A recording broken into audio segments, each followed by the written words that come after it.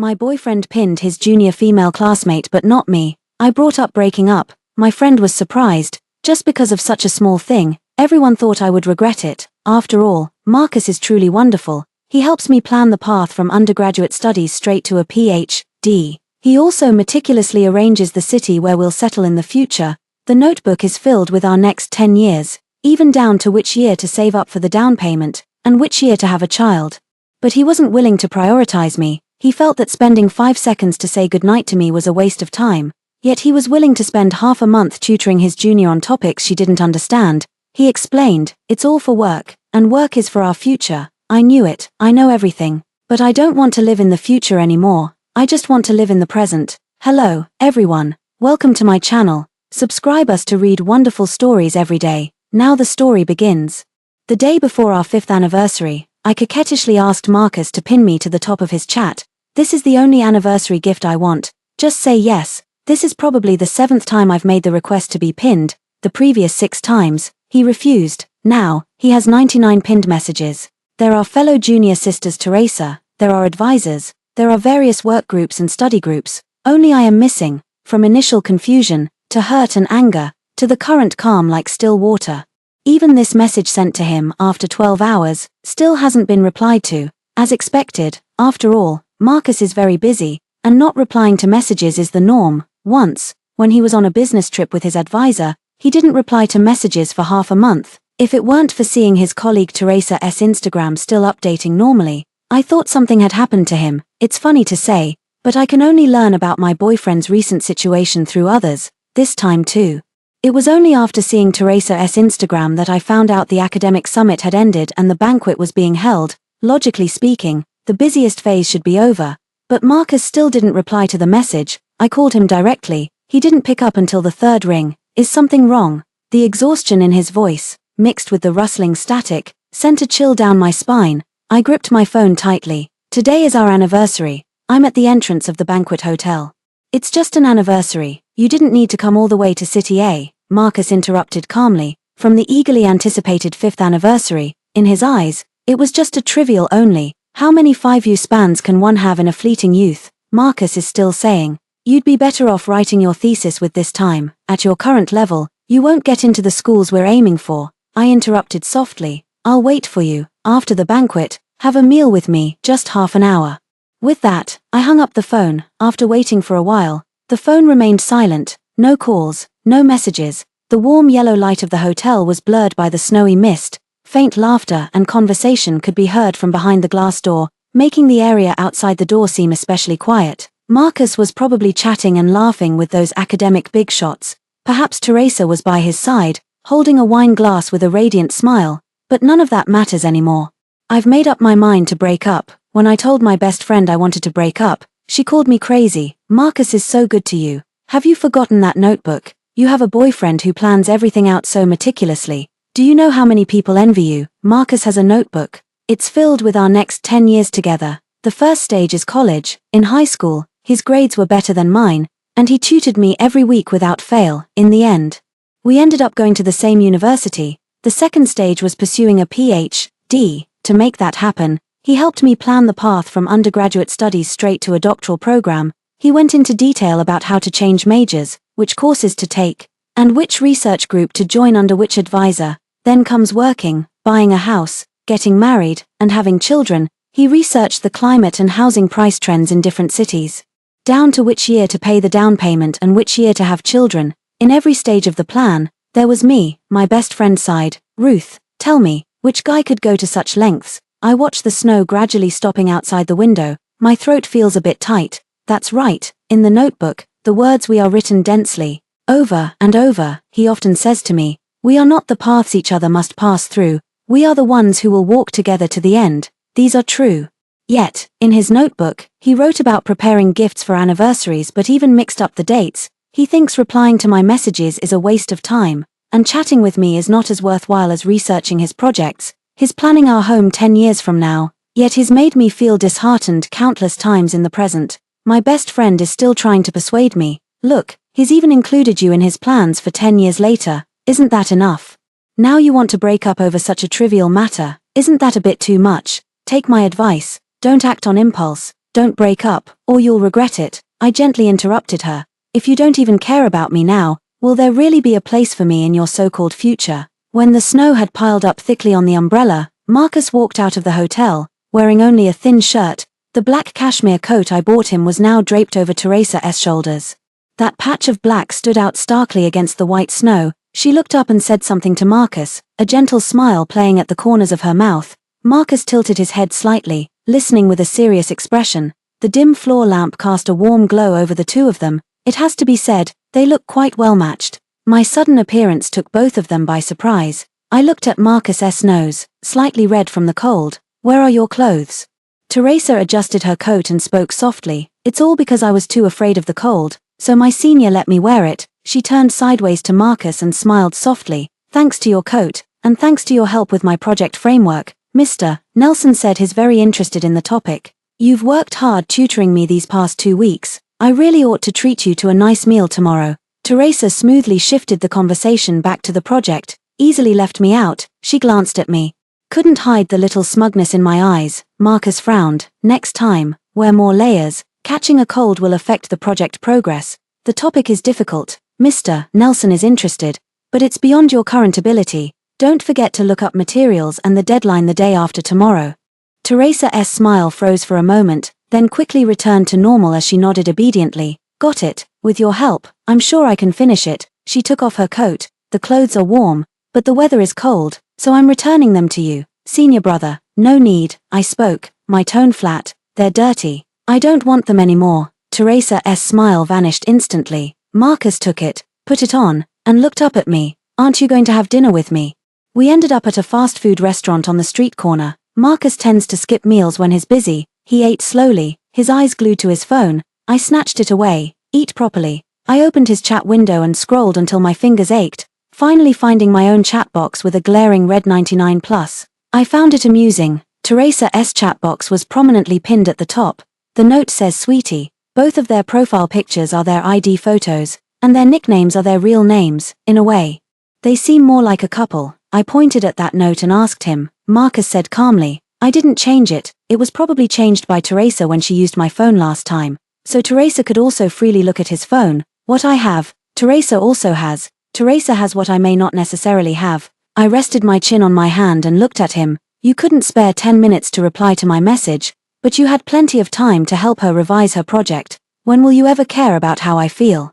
Marcus explained without much warmth. This project is very important. It's related to my future Ph.D. application. It's all for our future. He paused, as if not quite understanding. Why do you always care about these unimportant little things? That line again. I don't want to waste my breath arguing whether this is a trivial matter or not. Instead, I hand over the prepared gift. After all these years of shared feelings, I think, let's give each other one last chance.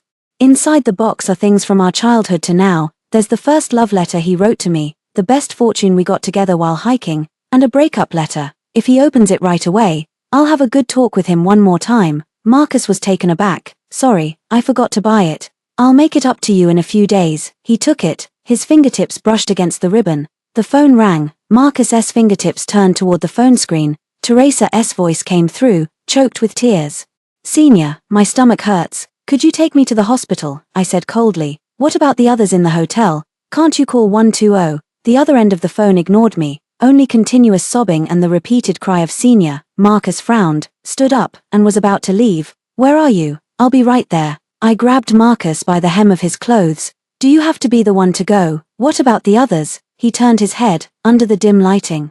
I couldn't tell whether the emotion in his eyes was nervousness or impatience. I could only hear the urgency in his tone. The day after tomorrow is the deadline. If we delay it, Marcus paused, as if trying to soothe or perhaps just brush it off. I'll open the gift later. I'll take her to the hospital and come back soon. Very soon. The door of the fast food restaurant was pushed open, letting in a cold gust of wind. I looked at my fingers that had been pulled apart, realizing belatedly.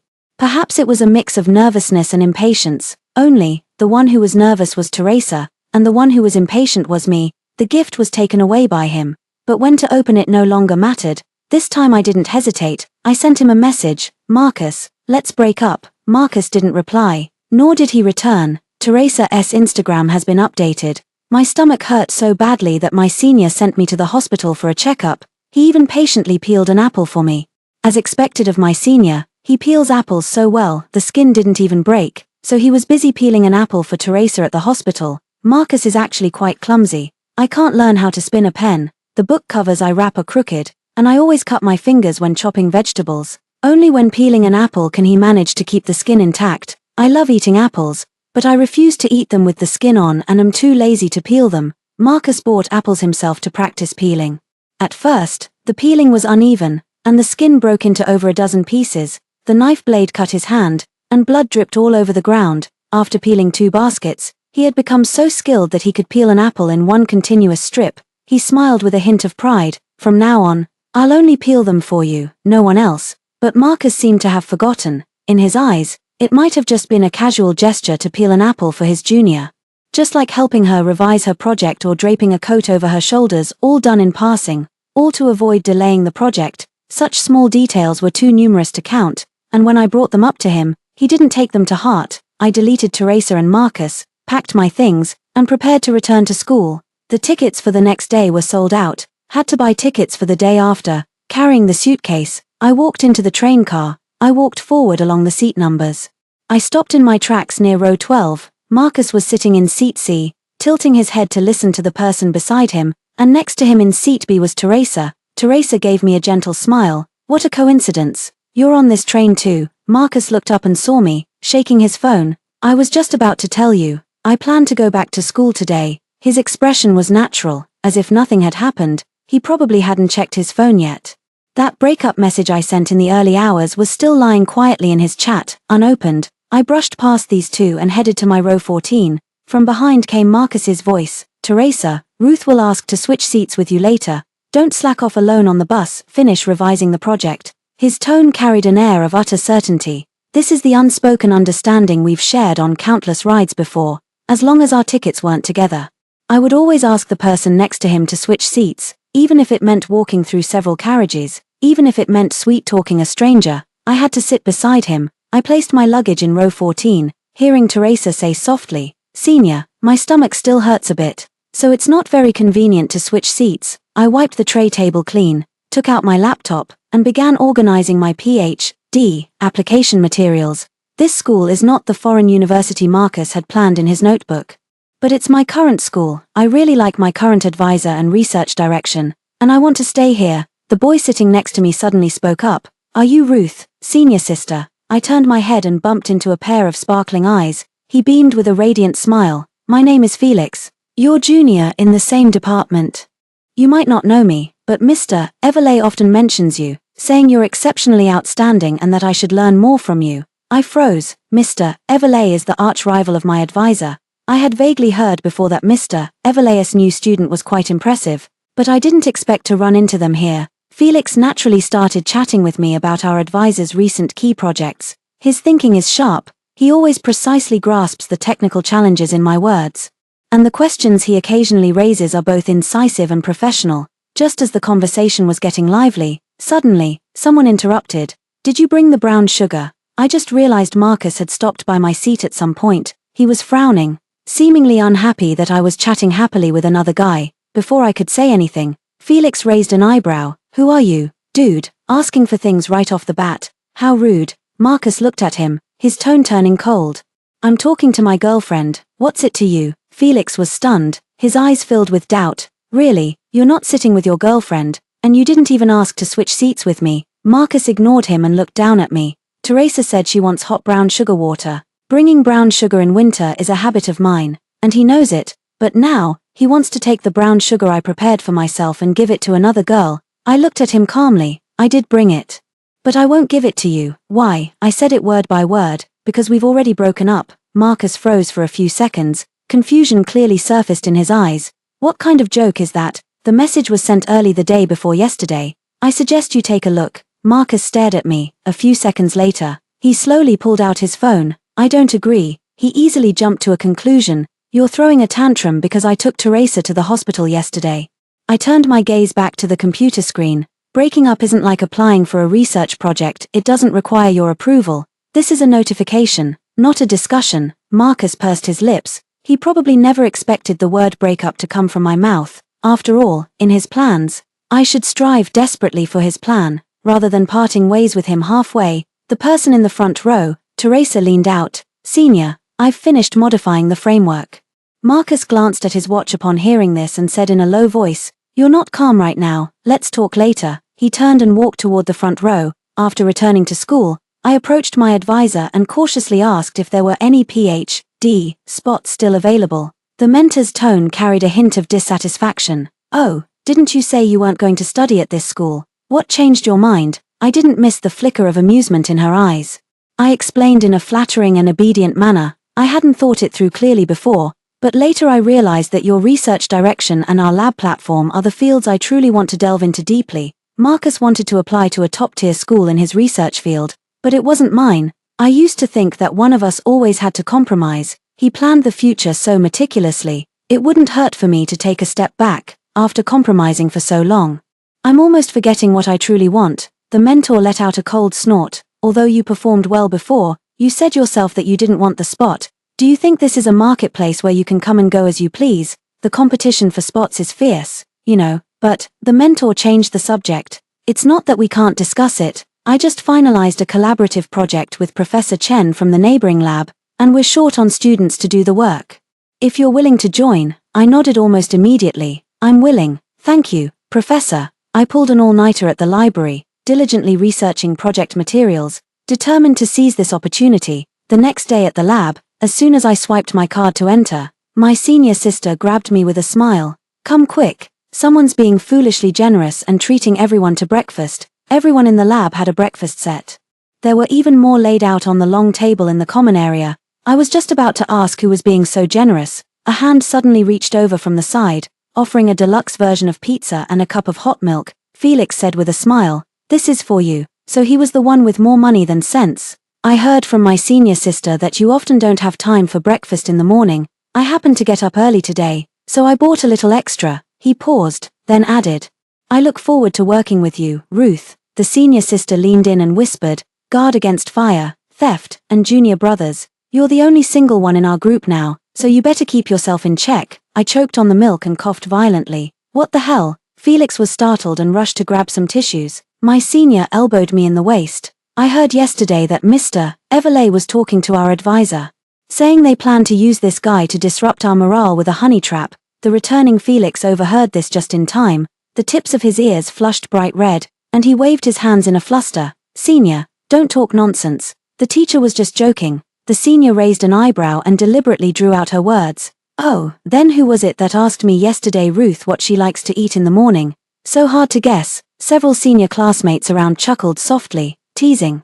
Little Wen is quite something. Tactical preparations are quite thorough. Felix's face also turned red. He coughed lightly, pretending to be calm as he looked at me. So, what do you think of my looks? If I were to use a honey trap, do you think it would work? I was stunned, I have to admit. Felix is indeed quite handsome, the kind of clean, refreshing good looks with a bright, youthful charm. At that moment, he was pursing his lips nervously, watching me with a small dimple appearing on his cheek, making it hard to resist the urge to tease him. I smiled, very handsome. But, Felix's eyes instantly widened. I deliberately drew out my words. But the wise do not fall in love, and I am resolute, so it won't succeed. I brushed off the topic with a joke. My relationship with Marcus made me realize, love is never about one-sided compromise, but I no longer want to endure the tug-of-war over who should yield to whom.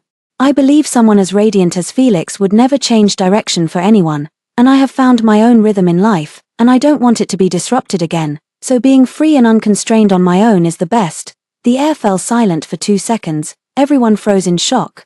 Just as my senior sister was about to smooth things over, Felix said with a smile, I always knew my senior sister was strong-willed. How could such a petty trick sway you? If the beauty trap failed, there's still the comrade-in-arms approach. I wonder if I'll have the honor of becoming your most reliable partner next. The subtle sense of awkwardness dissipated. I curved my eyes into a smile. Depends on your performance. The following week was both fulfilling and busy. We gathered at 5 in the morning to collect samples from the fields, returned to the lab by 8, and then spent the day on instrument testing, data processing, and report writing. After a full day in the lab, I would fall into a deep sleep as soon as my head hit the pillow back at the dorm. Although I was exhausted and constantly on my feet, I enjoyed every moment because I genuinely loved it, and the project progressed very smoothly. It wasn't until Friday evening, when Felix and I finished organizing the report and were about to head back to the dorm early, Marcus suddenly appeared at the lab door. He handed me a paper bag in his hand. I remember you said before that you wanted to try the small cakes from this shop. I was stunned for a moment before I remembered that those words were spoken 2 months ago. Back then, I wanted Marcus to accompany me to watch the newly released movie and try the cake from the newly opened shop. But if he didn't even have 5 seconds to reply to my message, how could he be willing to spare a whole day for me? Later, the movie left the theaters, and I went to eat the cake alone. Marcus probably expected me to eagerly take it, but I stood still without moving, his brows furrowed almost imperceptibly, and his voice carried a hint of grievance. You haven't come to see me all this time. I've caught up on my project progress recently and I'm not as busy anymore. Let's make up for our 5th anniversary celebration. Before I could even speak, Felix suddenly popped up and said with a grin, "Not possible, bro, our project is really busy.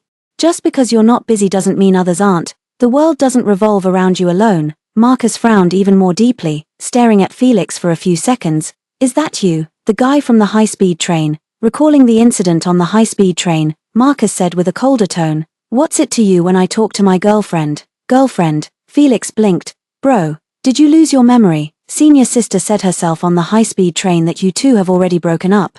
I looked at Marcus and sneered. "Did I say we broke up? Do you think I was joking?" Marcus froze. He seemed to realize that I wasn't just being stubborn, I had truly made up my mind. His eyes were full of shock and hurt, his lower lip pressed lightly together. "I was wrong before, let me win you back, okay? I've pinned you at the top, chatting with you every day, and I'll accompany you in whatever you want to do."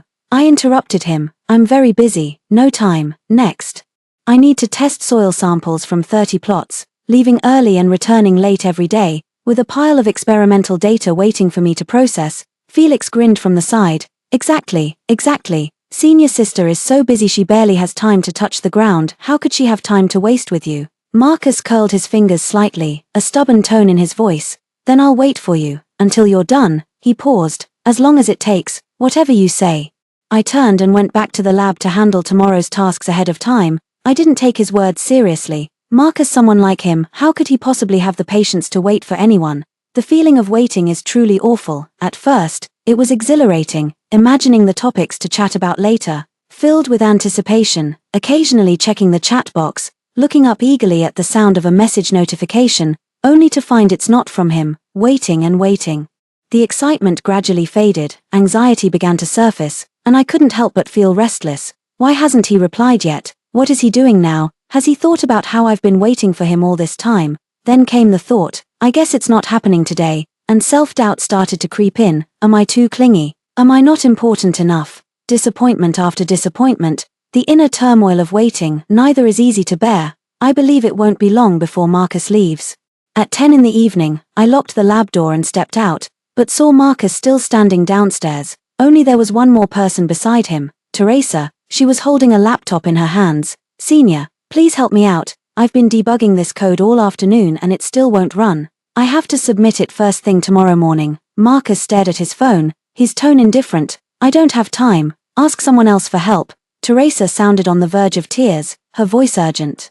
"But you're the only one in the group who really understands this model. It'll just take half an hour. I promise." I said I'm busy. I'm waiting for Ruth. Teresa reached out to grab Marcus's arm. "But she hasn't come out yet. You can help me first." Marcus sidestepped away, his gaze shifting from his phone, his tone turning colder. "No, I need to focus on waiting for her. I can't get distracted by other unimportant things." The words unimportant made Teresa's face turn pale. I kept walking. Passing by the two of them, Marcus caught up with me. "I just finished reading all the messages you sent me before. Turns out you've said so much, but I never really paid attention. I'm sorry. How about I message you from now on? You don't need to reply." I interrupted him, my tone calm. "No need. You don't have to message me, and you don't have to wait for me either. Clearly, your junior sister needs you more. Don't let her miss the report deadline." Marcus remained silent.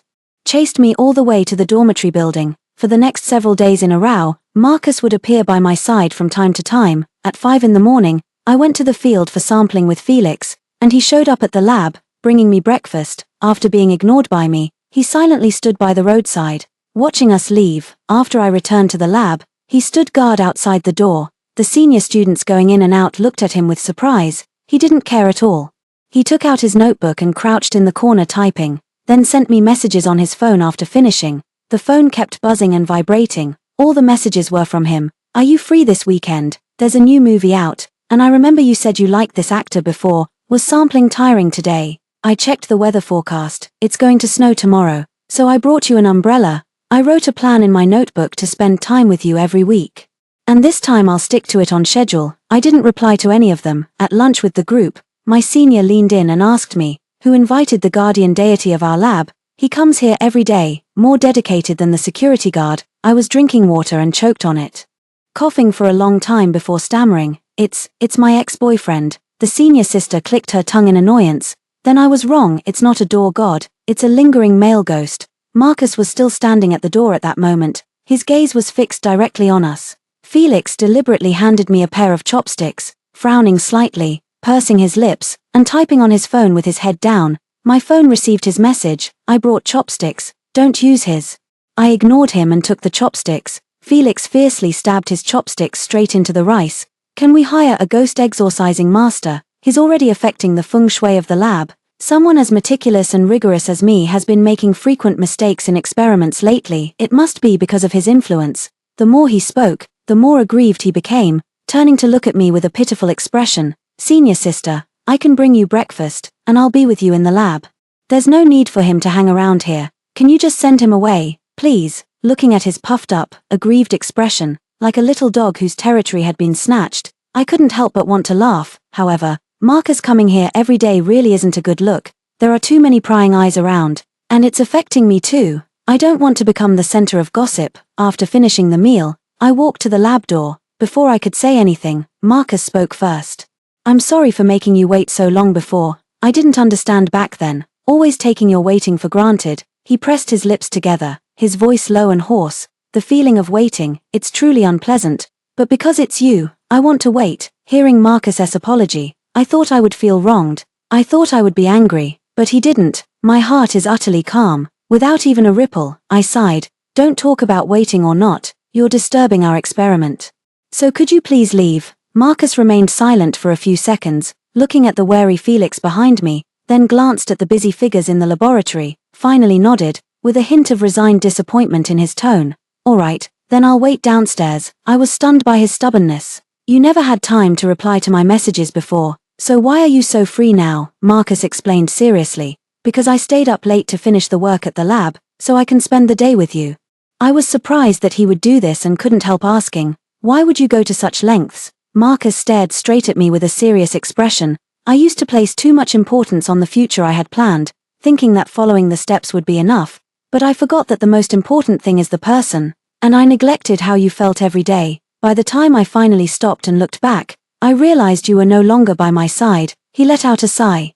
If you're not here anymore, what's the point of having all those perfect plans? So, can you give me another chance? This time, I promise I won't ignore how you feel in the moment. I stood there frozen, my throat suddenly tightening and my eyes growing warm. We really did plan so much together. We're looking at rental apps together, planning to rent a house with a super large balcony after we start working. We can fill the balcony with tomatoes, which I'm really good at growing. We also want to raise 2 cats, one orange and white, and one calico. This way, we have 2 alarm clocks to wake us up in the morning. We even planned our wedding, debated for a long time about what to name our children, and argued over which name sounded better. Back then, I snuggled in his arms and laughed, completely believing that all of this would happen in the future. But Marcus became increasingly obsessed with those future plans. I hardly cared about each passing day. Later on, we almost had disagreements about the future. He wanted to apply for a PhD at a foreign university, but I wanted to stay at our own school. At that time, I didn't have a very firm idea about the future, and I felt that in love, someone always has to compromise. His plan sounded so brilliant that I agreed with a smile, but through one disappointment after another, I gradually came to understand, his plan included what he wanted, not what I wanted. I took a deep breath, suppressing the warmth in my eyes. Marcus, I'm no longer in your plans. I have my own plans. I'm staying at this university for my PhD. I can't go abroad with you. Marcus froze, his eyes gradually filled with confusion. I will no longer carry out his plan, so his efforts are bound to be futile. I sighed. Go away, and don't come looking for me again. For the next few days, Marcus never showed up again. Just when I thought he had come to his senses, an unexpected person found me, Teresa. Her eyes were red as she pulled me into an empty corner, immediately launching into an urgent accusation. Marcus is about to quit the joint project we're working on. He's a core member. If he leaves, our whole team will fall into chaos, and what's more, he actually said he wants to apply for a PhD at our university, turning down offers from prestigious schools abroad. Isn't that just reckless? Can you try to talk some sense into him? She stared at me. Her eyes filled with complex emotions, anxiety, frustration. There was also an unspoken accusation, as if Marcus's change was entirely my fault. I was quite surprised inside, but I kept a straight face and only frowned as I asked, "What does that have to do with me?" Teresa softened her tone. "I know you two are close. He must have done this for you. Could you talk to him and ask him not to be so impulsive? This opportunity is so rare. Withdrawing from the project will affect his resume too." I broke free from her grasp and calmly said, "Marcus's decisions have nothing to do with me." Teresa was stunned. That was his own choice, not something I forced him to make. He's a grown man and should take responsibility for his decisions, I said with a faint tone of mockery. If the project is facing issues, what you should do is communicate with your advisor and coordinate with other members, not come to me. Or is it that you lack the ability yourself? He left. And you can't hide your incompetence, so you panic and come to cause trouble for me. I said this deliberately to provoke her. Teresa must be quite capable, otherwise Marcus wouldn't help her. Given his personality, he wouldn't do something so thankless and time-consuming. Sure enough, Teresa retorted excitedly. "It's not like that. I can do it on my own. How dare you look down on me?" I shrugged. "What does it matter to you whether he quits or not? And what does it have to do with me?"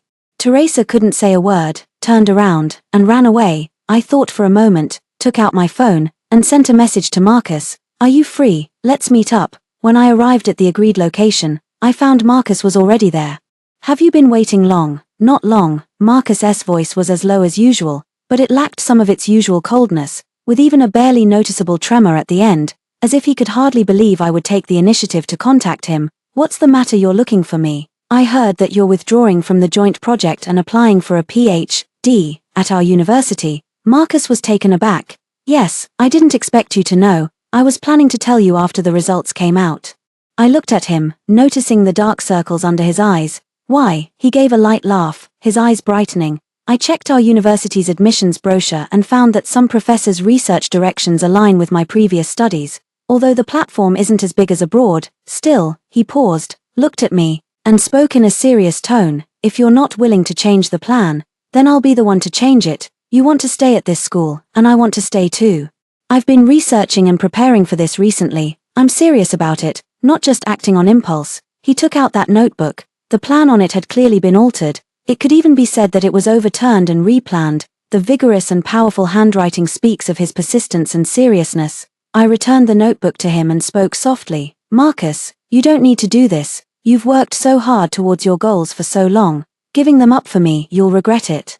He shook his head, his tone calm. "I won't regret it. Compared to you, none of that matters. It was my fault before, always making you compromise. This time, it's my turn to." I interrupted him. "You'll regret it. I know that feeling all too well. Those compromises. At first I told myself it was fine. But disappointment accumulates bit by bit. It starts with for the other person. Eventually, it turns into I gave up so much for you. Resentment festers and molds in the heart, eventually wearing away even the initial fondness. I don't want the day to come when Marcus complains to me. The resources at this school are too poor. Had I known, I wouldn't have stayed. If it weren't for you, I could have had a much brighter future. That kind of resentful scene is truly too ugly. I don't want the two of us to ever reach that point." Marcus stared at me blankly. The notebook in his hand fell to the ground, but he made no move to pick it up. A gentle breeze began to blow, rustling the pages of the notebook. I patted him on the shoulder. "Just follow your original plan and go abroad for your PhD.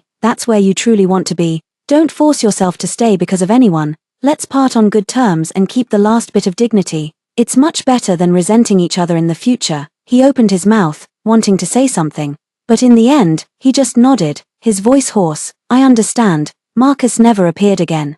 I heard he eventually went abroad, and before leaving, he asked a classmate to give me that notebook filled with future plans. Inside was a note: "May all your wishes come true." The project my advisor gave me progressed very smoothly and was eventually rated as an outstanding research topic. On the day the PhD admission spots were finalized, Felix was even more excited than I was. He disappeared for half a day. When he returned, he was holding an insulated lunchbox and said mysteriously, "Open it and see." The lid was lifted, releasing a fragrant aroma. It was scrambled eggs with tomatoes. The golden eggs were scrambled to a fluffy texture, and the bright red tomato pieces were cut into uniform sizes. I was astonished. "You made this. This dish might look unremarkable if placed elsewhere, but in the agricultural college, it makes me suspect that this guy might have stolen someone else's graduation thesis." Felix blushed a little, scratching his head as he explained. "I knew the results would be out today, so I specially asked a senior from the biology department next door for 2 eggs this morning, freshly laid by the hen. She picked them right out of the chicken coop for me. These tomatoes are from the batch I grew for my graduation thesis, freshly picked and perfectly ripe." I couldn't help but laugh. His eyes were full of anticipation. "I stir-fried them myself at my classmates' off-campus rental. How do they taste?" I give a thumbs up. "It's really delicious." Felix smiled proudly. As expected of me, I finished every last bite with the rice, handing him the empty food container. His fingers accidentally brushed against my fingertips as he took it.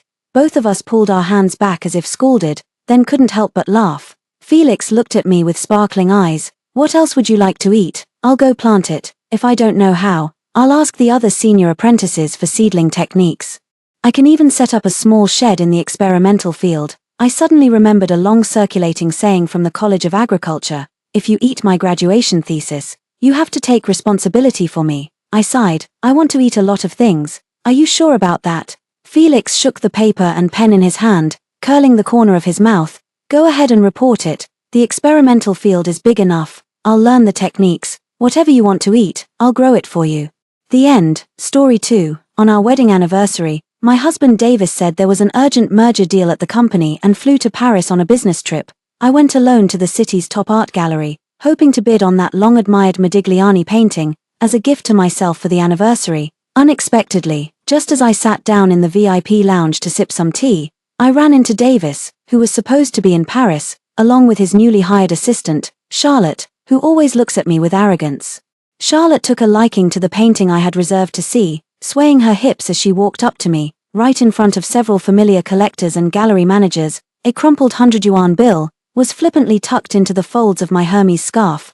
"Madam, is this your first time seeing Modigliani? Can you truly appreciate such a master's work?" Her voice was sickly sweet, dripping with undisguised contempt. "Consider this money as compensation for your time. There are some, replicas suitable for beginners in that exhibition area. You can take your time looking over there." Seeing me sitting still without even glancing at the money, she sneered, linking arms with Davis, pressing half her body against his. "Davis, look how stubborn your wife is. She won't listen to reason at all. She doesn't understand art, yet she reserved the painting first. She's just trying to oppose you." Davis showed not a trace of guilt at being caught by me. "Audrey, go tell the gallery you're cancelling your appointment and leave right now." I glanced at him and didn't move a muscle. I was determined to get this painting today. Charlotte, her eyes swept over the crowd and finally settled on my face.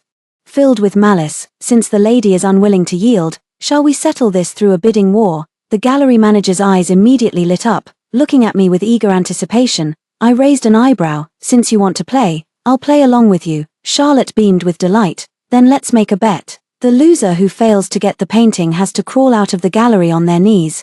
"Madam, that Chanel haute couture of yours won't look so good covered in dust."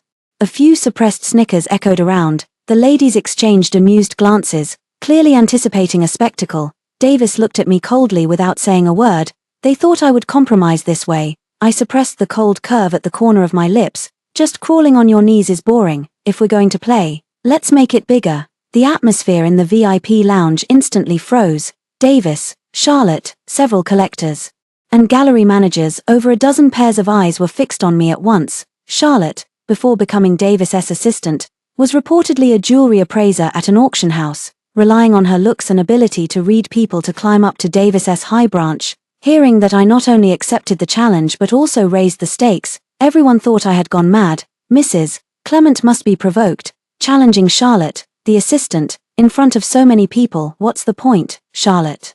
The assistant has already said that much. Who wouldn't be angry? But anger aside, one still has to weigh the consequences. TSK, who doesn't know Mrs. Clement is just a pretty face. Mr. Davis's business affairs are completely beyond her. All she knows is shopping." Charlotte, the assistant, is Mr. Davis's right-hand woman, deeply trusted. What does she have to play big with? Isn't it nice to just be a pretty vase? Mr. Davis is so capable, it's only natural for him to have a few women. Why insist on making a fuss? Mr. Davis is really unlucky. Not only can't he help with anything, but he also causes trouble for him. Whispers crept into his ears, and Davis's face darkened with obvious impatience. Audrey, stop making a scene, he frowned, his tone scolding as if addressing a misbehaving child. Charlotte is young and impulsive, and her words were a bit sharp. Why bother arguing with her? I brought several important investors to see the paintings today, don't embarrass me. Go home now. I shifted into a more comfortable position, leaning back gently against the velvet chair, my gaze calm and steady as I looked at him. This painting was reserved by me a week in advance. The gallery's rule is first come, first served. If the price is right, it can be bought directly. There's no reason to yield it to you. Your assistant wanted to challenge me to a round, and I agreed to play along. That was already giving face. Please don't push your luck. Davis seemed provoked by my attitude, suddenly leaning in and lowering his voice with a threatening tone. Audrey, have I been spoiling you too much? Don't forget it's me who's been supporting you all along. Do you really think you're somebody? If I tell you to get lost, you get lost. I narrowed my eyes slightly, my gaze lingering for a moment on his and Charlotte's closely pressed bodies. Davis, the bet is on. Today you just need to decide whether you're on her side, or mine. Davis looked at me disdainfully, his tone growing increasingly harsh. Who do you think you are? What do you do all day besides shopping, drinking tea, and buying bags? Which of the things you eat or use isn't paid for by me? What airs are you putting on in front of me? If you're just a pretty face, you should know your place. Get the hell home now, and I won't hold today's incident against you. But if you insist on making trouble, then you'd better be prepared to crawl out of here. It seems he has made his choice. My voice turned cold. I'm determined to bid on this painting today. Davis raged and was about to speak. Charlotte giggled and shook his arm.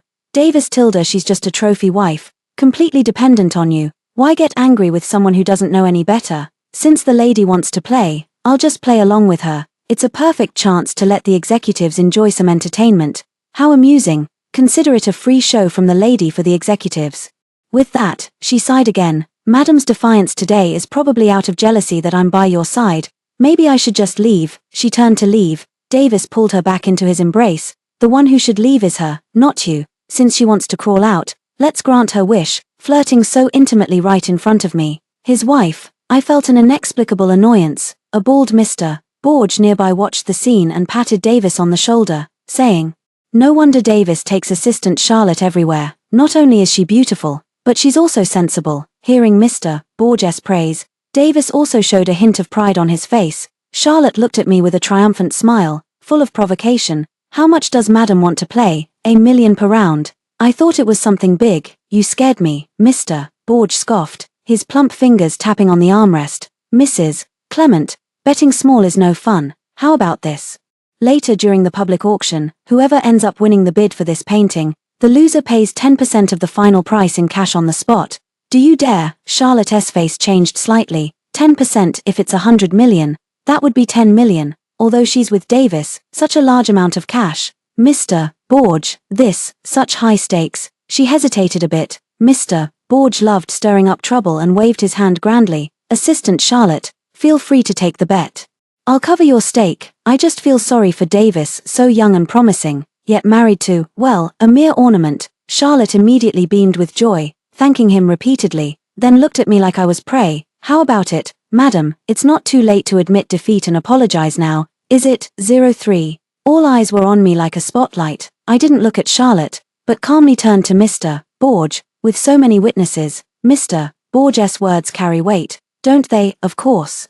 It's all about the thrill. Mr. Borge patted his chest. I nodded and said to the gallery manager, "Please prepare a betting agreement and have a notary present. Once the agreement takes effect, arrange to start the auction." Davis looked stunned. "Audrey, are you crazy? Where did you get the money? Don't expect me to pay a single cent if you lose." I sneered. "The word lose doesn't exist in my dictionary." Charlotte looked at me provocatively. "Don't forget, madam, if you lose, you'll have to crawl out." "That's exactly what I wanted to say to you." Charlotte smiled triumphantly, then turned to look at Davis, with a face full of grievance. "Davis, will you blame me for making this bet? After all, she is your wife. If she has to crawl out, it would also be a loss of face for you.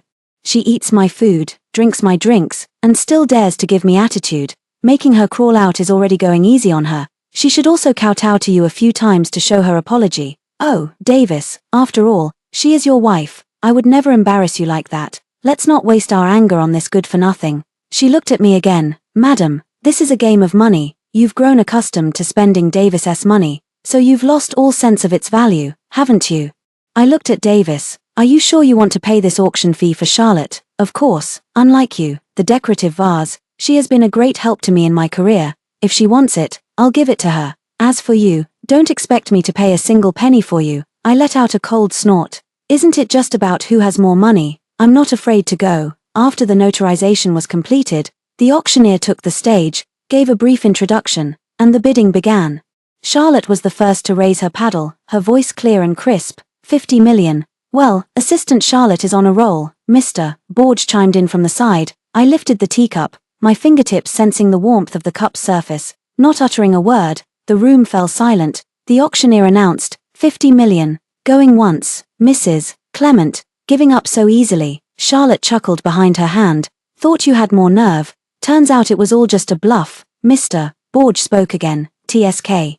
It seems Assistant Charlotte is sure to win. This money was well spent. Watching someone crawl out can be considered an entertaining sideshow. Charlotte's smugness was almost overflowing on her face. She stood up to fetch champagne, and as she passed by me, the tip of her high heel accidentally brushed against the hem of my dress.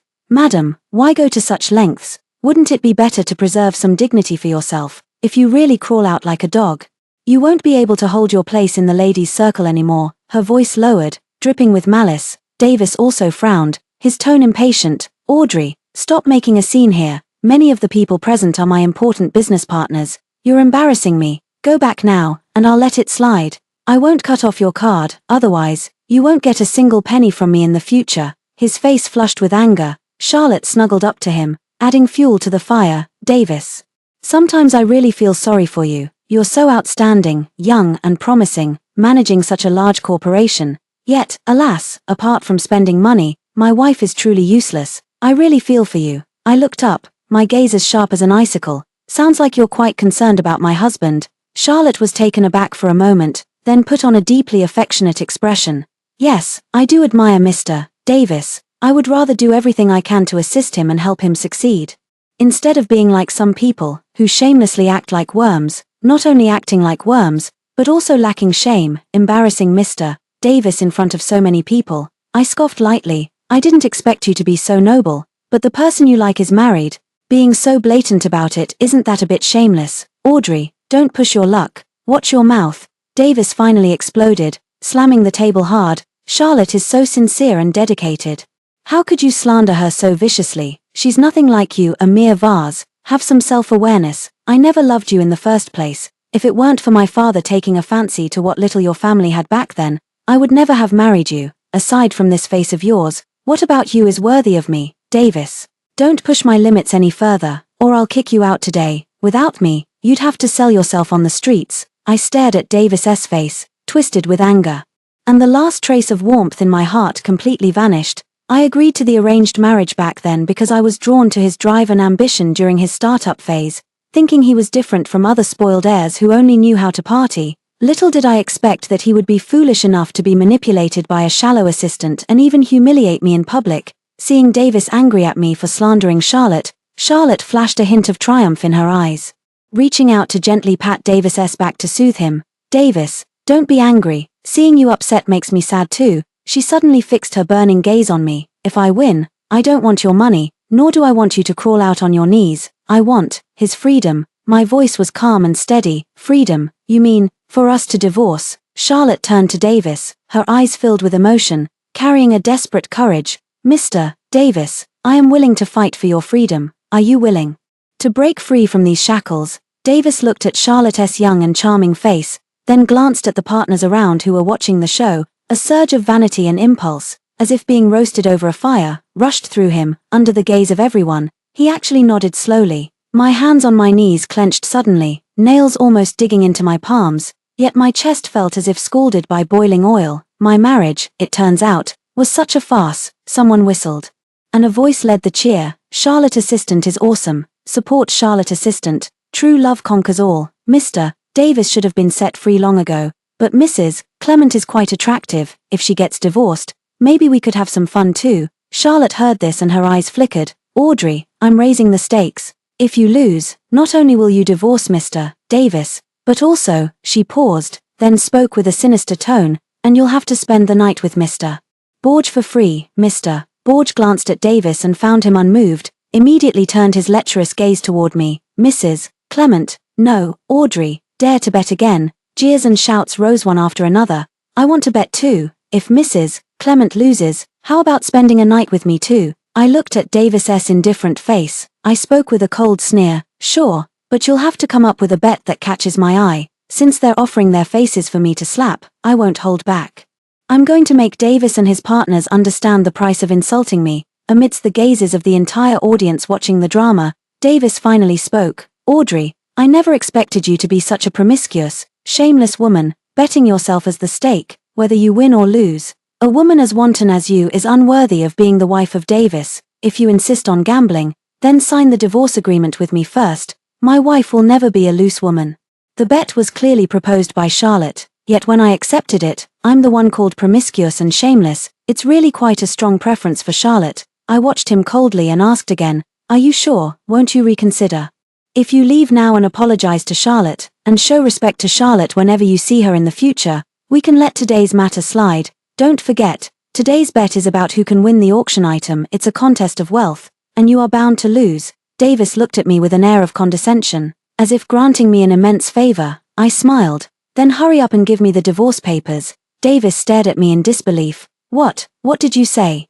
You know the consequences of losing the bet. You'll become a worthless wretch. I'm giving you one last chance to answer me again. Seeing Davis' disbelief, I felt somewhat annoyed. That's my business. No need for you, my ex-husband, to worry. Weren't we going to sign the agreement? Then let's do it quickly. Davis stood there in a daze. Perhaps he never expected that I, a woman who depends on him for a living, would have such a fiery temper. I could also see that his talk of divorce was merely a threat to intimidate me, but now he's in a dilemma with no easy way out. Charlotte seems to have noticed Davis's hesitation, pulling Davis aside and whispering, Brother Davis, she must be bluffing, just trying to make you give in to her. If you back down, what will your business partners think of you? She's just a housewife, relying on you for support. How could she possibly leave you? Her cash cow. She's just trying to scare you. Look. All the partners are watching you. Charlotte's words seemed to reassure him. He looked at me coldly. Fine. Since you're willing to degrade yourself, I'll grant your wish. Because of the incident between me and Davis, the auction had to be briefly paused. The ready-made lawyer quickly handed Davis 2 divorce agreements. I looked at him playfully. Davis, are you sure you've thought this through? He didn't even glance at me and signed directly. How utterly heartless. At this moment, Mr. Borge leaned in again. Should we also put our bet in writing? Daring to put it in writing, what a legal illiterate. But to put their minds at ease, I still signed. The wager, 50 million. I lose. I accompany them. I win. They pay. Just think, billions will be credited to my account for no reason. I really have to thank Charlotte. The auctioneer saw that we had finished and the auction continued. Charlotte confidently pushed the price to 80 million. Charlotte, go for it. This painting is definitely worth that price. Mr. Borge cheered on from the side. He looked at me with a lustful gaze, his face full of confidence. I picked up the teacup and lightly tapped the rim with my fingertip, making a faint sound, my gaze sweeping over Mr. Borge. Is this how your company operates in the investment field, closing your eyes and only listening to your assistant's flattery? Mr. Borge's chubby face instantly flushed to a liver-red color. Audrey, who do you think you are to dare speak to me like that? If it weren't for Mr. Davis's sake, you wouldn't even be qualified to step through this door. The old man of the Borge family is also senile. Mr. Davis has such a promising future, and you're nothing but a stumbling block on his path to success. Then again, a woman like you who would gamble with her own body is certainly no good. Don't worry, tonight I will definitely teach you a proper lesson. Davis's partner turned out to be this kind of trash. It seems he deserved to go bankrupt. However, my family's investments are likely to be affected. I set down my teacup and calmly swept my gaze over everyone present. Since we're already betting on my marriage and my body, why not make things a bit more interesting? Davis frowned deeply. What trick are you trying to pull this time? So, do you dare to bet or not? I snorted coldly. Wasn't this just a contest of wealth? Davis looked as if he had just heard the biggest joke. Don't forget, we signed a divorce agreement. You can't touch a single cent of my money. No wonder he insisted on signing the divorce agreement. He was afraid I would use our marital assets. He really underestimated me. If he had paid a little more attention, he would have realized that in the 5 years of our marriage, I never touched a single penny of his money. Don't worry, I don't even care about your little money. My provocative tone irritated Davis. He was furious. Since you're so eager to lose, I'll oblige. What's the bet? I softly uttered a few words. I bet your controlling stake in the MX project at the West Suburb Tech Park. The room fell dead silent. Mr. Borge gasped even more sharply, his mouth agape wide enough to fit an egg. MX was the core project that Davis had raised hundreds of millions for, staking his entire fortune and even mortgaging his ancestral home to launch. His only hope for a future comeback. Davis froze for a few seconds, then burst into even louder laughter. Ha ha ha ha, Audrey, have you lost your mind? Controlling shares. You're a housewife who doesn't even have a stock account. Do you know how much controlling shares are worth? What could you possibly bet against me with? The hidden debt-to-equity agreement of the Benson family in the MX project. And, I paused, then said clearly, the exclusive mining rights for the deep blue diamond. What? The deep sea blue diamond? This time, even the senior collectors who had been watching from the sidelines sat up straight, their faces showing astonishment. The deep sea blue diamond has been the most mysterious top-tier mineral source legend in the jewelry world over the past 2 years. Its value beyond estimation. Mr. Borge looked at me with a completely changed expression, filled with disbelief and greed. Davis, the mockery on his face froze as he stared at me intently. You.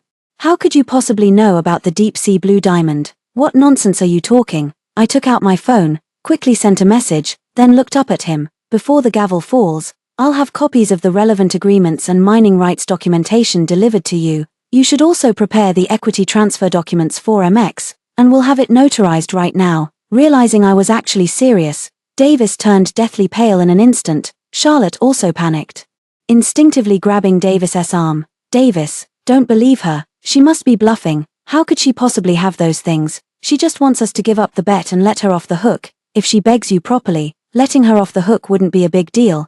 But in front of so many people, Davis, if you back down now, you'll lose face. You've been married for 5 years, and you still don't know her financial situation. How could she possibly outbid you? Bet against her.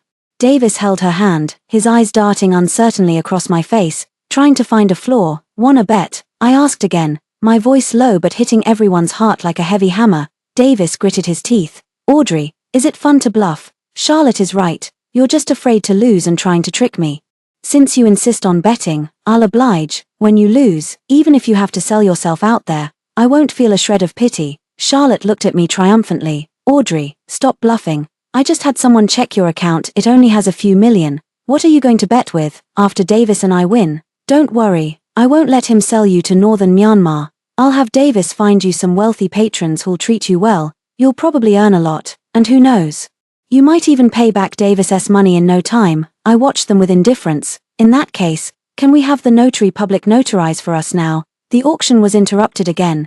Davis was encouraged by Charlotte and actually signed the document, and I breathed a huge sigh of relief. Love makes people foolish. The auction continues. Charlotte raised the bid to 90 million. The auctioneer raised the gavel. 90 million. Second call. Just as I was about to raise the sign, 08. Charlotte suddenly let out an extremely exaggerated, terrified scream. Everyone's attention was instantly drawn over. The auctioneer was also startled, and the gavel came down with a sudden thud. My heart gave a violent jolt. MS. Charlotte, please mind the occasion, the auctioneer reminded with displeasure. Charlotte patted her chest, still shaken and on the verge of tears. I'm sorry. I thought I just saw a huge spider crawling by. It scared me to death. I didn't mean to. As she spoke, she fearfully shrank into Davis's arms. Davis immediately held her protectively and explained to the auctioneer and the crowd, Charlotte is timid and didn't mean it. Please forgive her. The auctioneer frowned, but out of respect for Davis, didn't press the matter further, only giving a verbal warning before preparing to announce that Charlotte had won the auction item. Wait, I spoke coldly. During the auction, if a bidder intentionally creates noise, disrupts order, or interferes with other bidders' offers, it shall be deemed malicious interference in accordance with the auction law and the rules of this session. I demand a restart of this round of bidding and a warning or disqualification for the interfering party. The auctioneer paused, clearly not expecting me to be so well versed in the rules. He glanced at Davis's unpleasant expression, then at the notary, looking somewhat troubled. Charlotte exploded instantly. The gavel has already fallen. And I've won the bid. Audrey, are you a sore loser? Audrey, don't make a mountain out of a molehill. Charlotte already said it wasn't intentional. Davis snapped angrily. Whether it was intentional or not, everyone knows the truth. I look at the notary. Mr. Notary, what do you think? The notary adjusted his glasses and said in an official tone, according to the rules, Ms. Charlotte's actions do constitute interference. The auctioneer needs to determine whether to reopen the bidding or impose a penalty based on the situation. The auctioneer was sweating on his forehead, and finally, under Davis's nearly murderous gaze, he spoke with difficulty. Verbal warning once. Bidding continues. The bid of 90 million from Ms. Charlotte just now is valid. Mrs. Clement, do you still wish to bid? As expected. The auctioneer knows the auction business well. How could he possibly disqualify Charlotte? Otherwise, how would he get to watch us fight like the snipe and the clam? Mr. Borge sneered sarcastically from the side. Oh, Mrs. Clement knows quite a lot. Does she? Too bad. No matter how much you know, it's useless if you can't afford to bid. Deep Sea Blue Diamond, who are you trying to scare? Isn't it just to intimidate Mr. Davis and Assistant Charlotte? Make them back down in fear? What a hollow-headed move. I can't believe you'd resort to such a bluff. 09, even at this point. They still thought I was just an ordinary pretty face, convinced that I have no money, convinced that I'm bluffing. It seems today I must make them see my true strength clearly. What's the hurry, Mr. Borge? I smiled faintly, just as the auctioneer was about to strike the gavel and call out 90 million. Second time, I elegantly raised my bidding paddle. The auctioneer's eyes lit up. Excellent. Mrs. Clement bids 95 million. Charlotte curled her lip disdainfully and immediately followed. 100 million. After calling out the bid, she even shot me a challenging glance. Without the slightest hesitation, I raised my paddle again. 150 million. A low, collective gasp echoed through the room. This price had already exceeded the reasonable market valuation ceiling for this piece. Davis's expression grew even more grim. Charlotte gritted her teeth. But thinking of the bet, they had no way out. She raised her paddle again. 200 million. I picked up my teacup, gently blew on it, as if merely asking for a price at the market. 500 million. Whoa, this time, the entire room erupted in an uproar. Even those seasoned collectors showed expressions of disbelief. 500 million. This is absolutely an astronomical price. She's insane. That woman is absolutely insane. Does she really have that much money? Then Davis is going to lose badly. The murmurs could no longer be suppressed. Charlotte's face instantly lost all color, and her hand holding the bidder's paddle trembled. She looked at Davis and Mr. Borge for help. Mr. Borge was also stunned. Although he enjoyed stirring up trouble, 10% of 500 million was 50 million. No matter how rich he was, he couldn't just waste money like that. He instinctively avoided Charlotte's gaze. Davis' veins bulged on his forehead as he suddenly stood up, pointing at me. Audrey, are you deliberately driving up the price? You don't understand art at all. Where would you get 500 million? You, sir, the auctioneer interrupted him sternly. Please mind your conduct. Disrupting the normal auction proceedings gives us the right to ask you to leave. Mrs. Clement's bid follows procedure and is valid. Charlotte, will you continue bidding? Charlotte found no help, looking at Davis's livid face and then at my calm, unruffled eyes. A wave of immense panic seized her. She suddenly realized that she might have kicked a real iron plate. Davis wanted to follow, but all his cash was tied up in the MX project, and the funds he could move would not exceed 500 million. He can't keep up. Her lips trembled as she looked toward Mr. Borge. It's fine to watch the excitement, but Mr. Borge won't spend 500 million on a shabby painting worth only 100 million. He's no fool. Charlotte looked again at Davis. Davis glared at me with gritted teeth. Audrey, if you can't come up with the money by then, you'll lose the bet. I'll cover this for you, and we'll call off the bet. Now get out. I looked at him mockingly. What's the matter, Mr. Davis? Scared? Afraid I might actually come up with that much money, and you'll lose. TSK. Losing would mean bankruptcy. You. Davis glared at me with a vicious look in his eyes. You just wait to be ridden by thousands. He suddenly raised his bidding paddle. 1 billion. Charlotte looked at him with a face full of admiration. I let out a scornful laugh. Mr. Davis, the maximum amount of liquid cash you can move on the books is, at best, 4.5 billion. Right, 10 billion.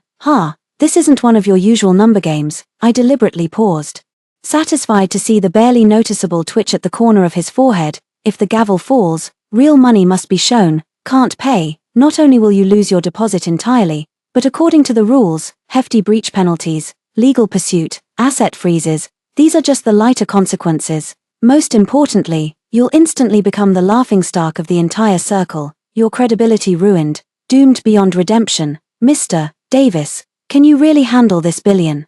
At that moment, the auctioneer's voice rang out, 1 billion, going once, 1 billion, going twice. Davis turned pale, cold sweat dripping down. Just as the gavel was about to fall, I raised my paddle, 1.5 billion. I saw Davis visibly breathe a sigh of relief, a hint of smugness seeming to flash in his eyes. Audrey, we were once husband and wife, and I didn't want to go this far. You forced my hand. You simply don't have that much money, just wait for the sky-high compensation. Charlotte also breathed a sigh of relief. Davis is truly strategic. A woman like her deserves to suffer a bit. How dare she challenge you, not even knowing her own limits? She, being so self-righteous, deserves to be disgraced and become a woman scorned by all. Mr. Borge looked at me with a half-smile. I originally thought you had some charm, and even considered that if Mr. Davis didn't want you anymore, I'd give you 8 to 10,000 a month to support you just for being easy on the eyes. But you brought this on yourself by insisting on opposing Mr. Davis, so I can only leave you to your own fate. 1.5 billion, third time, sold. Congratulations, Miss Audrey, this Modigliani piece is yours. The gavel falls. I slowly rose to my feet, my gaze falling on the smug Davis and Charlotte. Did you forget that I said Deep Blue Diamond is mine? Do you really think I can't afford that little bit of money? Charlotte still wore a look of triumph. Just bluffing. She shook her phone. I had a friend at the bank check. You only have a few million in assets. You're bound to lose. At that moment, the gallery also pressed me to pay the auction fee, yet I sat there calmly and glanced at the time. Seeing that I didn't move, everyone immediately burst into laughter, trying to act big. Can't afford to pay. Good thing Mr. Davis signed the divorce agreement with her, or he would have been screwed over badly. Losing means having to sleep with so many men. She's really sunk to the lowest of the low. Davis looked at me coldly. Audrey, I gave you a chance, but you didn't cherish it. Now, even if you kneel and beg me, it won't change anything. After saying this, he looked at Charlotte. Charlotte is the one who truly understands me, sensible and well-mannered. Once I get the divorce papers from this wretched woman, I will marry you. Only you are worthy of me. The surprise came too quickly, and Charlotte's smile couldn't be contained. No matter how hard she tried, Davis, marrying you is the greatest blessing of my life. Don't worry, I will support you in your career and give you a bunch of chubby little boys. She looked at me provocatively. Madam, oh no, I should call you Audrey. Davis gave you a chance, but you didn't cherish it. Everything that happened today is your own doing. Don't forget to keep Mr. Borge company and atone for your mistakes. I sneered. You two deserve each other. Charlotte nestled in Davis's arms. I, Charlotte, swear to love only Davis in this lifetime, and even in death, I will be with him. Davis was deeply moved. Charlotte, the luckiest thing in my life is meeting you. Lovey-dovey, how shameless. I clapped my hands. You two better keep your word and be together for sure. Charlotte glanced at me sideways. We will definitely be together. You'd better start thinking about how to deal with that mountain of debt. From today on, you'll become a slut. A cheap woman to be toyed with at will. At that very moment, the door to the VIP room was pushed open. An elderly man, wearing a traditional Chinese long gown, appeared spirited and refined in demeanor, accompanied by a middle-aged man in a Western-style suit as they entered. Upon seeing this elderly gentleman, the gallery manager and the several senior collectors immediately showed deep respect, all rising to their feet. Baron, what brings you here in person? The manager greeted him with a mix of respect and anxiety. Charlotte also rushed over quickly. Baron, I've long heard of your reputation. I'm Charlotte. I've met you once before. The elderly man addressed as Baron frowned. Many people have met me. Who do you think you are? Step aside. Don't block my way. Baron rudely pushed Charlotte aside, yet his gaze precisely fell upon me, carrying a trace of barely noticeable respect. The man beside him was none other than the managing partner of the city's largest law firm, Attorney Bard, MS, Audrey. Baron walked up to me, his voice calm yet carrying weight. The items you requested have been delivered. I hope I haven't interrupted your enjoyment. I nodded with a smile. It's perfect timing to trouble Baron and Lawyer Bard to make the trip. Lawyer Bard immediately stepped forward and handed me a sealed folder with both hands. I took it and, without even looking, immediately placed it on the table in front of Davis. Davis, the agreement and proof you asked for. Now it's your turn. The documents for transferring 51% controlling stake of the MX project. And, I turned my gaze to the distraught Charlotte. Mr. Borge, MS. Charlotte lost one. $5 billion to me, 10% of which is $150 million, plus an additional $50 million. Please settle the bet, cash or wire transfer. Either is fine. Davis picked up the folder with trembling hands. As Lawyer Bard spoke up at the right moment, Mr. Davis, the documents are authentic and valid, notarized by our firm. The exclusive mining rights for the deep blue diamond held by MS Audrey have been certified by an internationally authoritative institution, with a conservative estimated value of over $10 billion US. As for the hidden debt-to-equity agreement in your company's MX project, you'd better take a closer look at MS Audrey's shareholding ratio. Davis quickly flipped through the documents, his face growing paler the more he read, his entire face turned ashen, with cold sweat pouring down. He suddenly looked up, staring at me as if I were a monster. You, the Benson family. The deep-sea blue diamond, debt-to-equity swap. You've been acting all along, Mr. Borge also leaned over to take a look. When he saw the 30% stake held by the Benson family on the debt-to-equity agreement, his obese body swayed, and he nearly fainted, plus what Davis lost in the bet. The Benson family now had absolute control. He finally realized who he had been flattering just now. MS Audrey. It's a misunderstanding. All a misunderstanding. Mr. Borge instantly changed his expression, putting on an extremely flattering smile as he scurried over to me. I was blind. I was talking nonsense with this foul mouth of mine. Please be magnanimous. I'll transfer the $2 billion right away. Right away. He spoke while pulling out his phone, his hand trembling so much he could barely hold it. Charlotte watched the dramatic reversal unfold before her eyes, completely stunned by the attitudes of Davis and Mr. Borge. She couldn't understand how had the sky fallen in the blink of an eye.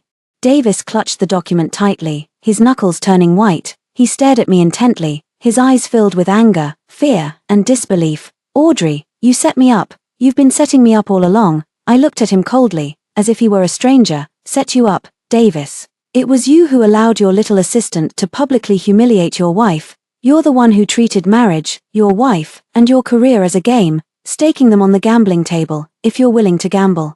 You must accept the loss. No, this doesn't count. This is fraud. Charlotte seemed to grasp at her last straw, screaming, that painting isn't worth $1.5 billion at all. You deliberately drove up the price. The art world isn't A for money. This bet doesn't count. Others nearby were also whispering, yes. This painting isn't worth that much. MS Audrey throwing money around like this is really trampling on our art world. Exactly. For artworks to fall into the hands of those who don't understand art is such a waste. Originally it was about comparing appreciation and evaluating value, but now it's turned into whoever has the most money wins. It's a disgrace to our art world. Charlotte looked at me triumphantly. We can't let the stench of money tarnish our noble art. I scoffed. Tarnish. Not worth $1.5 billion. Worth it or not. What does it matter? It's in black and white. We've notarized it. Wasn't this bet a battle of money from the very beginning? Aren't you just convinced that I don't have enough money to compete with you in the bidding, certain that I would lose? Is that why you signed the bet agreement with me? Turns out I wasn't short on money, much to your disappointment. Do you think I care about the rumors and would give up on this bet? Do you think I'm a fool, to give up a huge fortune that's already in my hands just because of a few rumors? Young lady. You're still too naive, I smiled triumphantly. But you said I don't understand art. You're wrong. To make you all convinced, I'll show you the true value of this painting. I walked up to the recently removed Modigliani painting, signaling the staff to open the back panel of the frame. Under the puzzled gazes of everyone, I put on gloves, and from an extremely concealed compartment in the back panel of the frame, carefully, I took out a piece of paper as thin as a cicada's wing, yellowed with age. Baron promptly handed over a high-powered magnifying glass. I placed the paper under a specially designed display light, and through the magnifying glass, the contents on the paper were clearly projected onto the large screen nearby. That was actually a manuscript of creative inspiration handwritten by Modigliani himself, along with an extremely private signature dedicated to his lover. The entire room instantly erupted in excitement, especially those seasoned collectors, who were so thrilled they almost lunged forward. Oh my God, the original manuscript. This is priceless. 15 billion, it's worth 50 billion. So this is the true value of this painting, Mrs. Clement. No, MS. Audrey has such a sharp eye. No wonder, Audrey is so determined to get it. Charlotte stared at the manuscript on the big screen, listening to the gasps and admiration around her, feeling as if struck by lightning, completely collapsing to the ground. Davis watched everything before his eyes, watching those partners who once flattered him now crowding around me. their faces full of flattery and awe, watching Mr. Borge swiftly transfer 200 million to me. Watching Attorney Bard push the cold equity transfer documents in front of him, he suddenly looked at me, his eyes filled with desperate madness. Audrey, a day as husband and wife brings 100 days of grace. Are you really going to be this ruthless, make me bankrupt? Leave me with nothing. I looked at Davis, my gaze calm and unruffled. Davis, you chose her, humiliated me in public, trampled on my marriage. It was you who indulged her, staking my dignity and your future. Now, the game is over. The outcome is your bankruptcy. As for Grace, I tilted my head slightly, my gaze sweeping over the disheveled Charlotte on the ground, a cold curve forming at the corner of my mouth. Keep it, and savor it slowly with your Charlotte assistant. After all, you two vowed to stick together through life and death. I looked at Charlotte, and thank you. If it weren't for you encouraging Davis to bet with me, if you hadn't given Davis the courage, he wouldn't have been so impulsive in betting against me. I wouldn't have been able to divorce Davis so easily and obtain all his property. So, I forgive you for your disrespect toward me. I wish you and Davis a happy life together. I turned to Baron and Attorney Bard, my tone returning to gentleness. Baron, Attorney Bard, thank you for your hard work. Please handle the remaining procedures thoroughly. Some people still owe me 50 million, along with this painting and manuscript. Have them sent back to the old residence. I then looked at Mr. Borge, who immediately bowed and scraped. Mr. Borge, R.M.S. Audrey, your command. Mr. Borge bent his waist even lower. Your investment insight and moral principles have left a deep impression on me. I said faintly, from now on, I don't want to see Benson's family project involve Mr. Borge. If I catch sight of him, I won't mind making you end up like Davis. Mr. Borge's face instantly turned as pale as paper, his body swayed, and he completely collapsed into the chair. He knew he was finished. I glanced again at those who had just demanded that I sign the agreement. You all should also stay out of my sight. If discovered, you'll end up like Davis, without looking back at the mess and desperate cries behind me. I picked up my handbag and walked gracefully out of the VIP lounge under the awe-filled gazes of the crowd. Behind me came Davis's hoarse, desperate voice. Audrey, do you think signing the divorce agreement means we're definitely getting divorced?